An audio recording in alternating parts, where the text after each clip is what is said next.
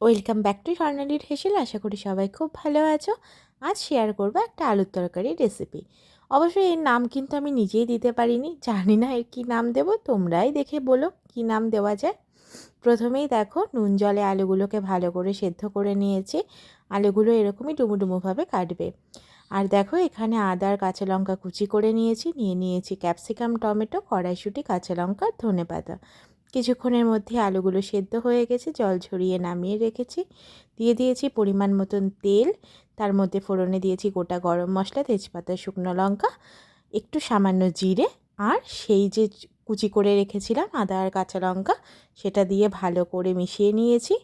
সাথে দিয়েছি tomato, capsicum, দিয়ে মশলার সাথে ভালো করে মিশিয়ে সিদ্ধ হয়ে যাওয়ার জন্য ওপর থেকে দিলাম নুন। তারপর দিয়ে দিলাম সেই ছুলে রাখা কড়াইশুঁটিগুলো। তারপর গুঁড়ো মশলাগুলো দিচ্ছি। আমি এখানে হলুদ গুঁড়ো ইউজ করিনি, জিরে গুঁড়ো, ধনে গুঁড়ো আর সামান্য লঙ্কার গুঁড়ো দিয়েছি। হলুদ গুঁড়ো দিইনি, একটু ইউনিকভাবে করার চেষ্টা করলাম, তাই হলুদ গুঁড়ো এখানে ইউজ করিনি। ভালো করে মশলা কষে এলে ওপর থেকে দিয়ে দিলাম সেই সেদ্ধ করে রাখা আলু।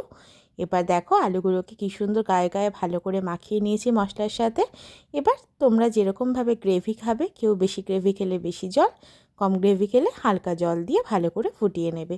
ওপর থেকে দিয়ে দিয়েছি স্বাদের ব্যালেন্সের জন্য সামান্য চিনি, কয়েকটা চেরা কাঁচা লঙ্কা, অল্প গরম মশলা আর কুচি করে রাখা ধনেপাতা দিয়ে ভালো করে মাখিয়ে ঝুঁকিয়ে নাড়িয়ে নিচ্ছি। খেতে দারুণ টেস্ট হয়েছিল, কিন্তু কী নাম দেবো বুঝে উঠতে পারিনি। একদম আমার মন থেকে করা একটা রান্না। তোমাদের কেমন লাগলো অবশ্যই জানিও। ভালো লাগলে একটা লাইক করো, আর প্লিজ চ্যানেলটাকে সাবস্ক্রাইব করে দিও। আর সার্ভ করেছিলাম সবজি কুলচার সাথে, কিন্তু এর শ্যুট করা হয়নি। তোমরা চাইলে সবজি কুলচার রেসিপি দিয়ে দেবো। Bye bye.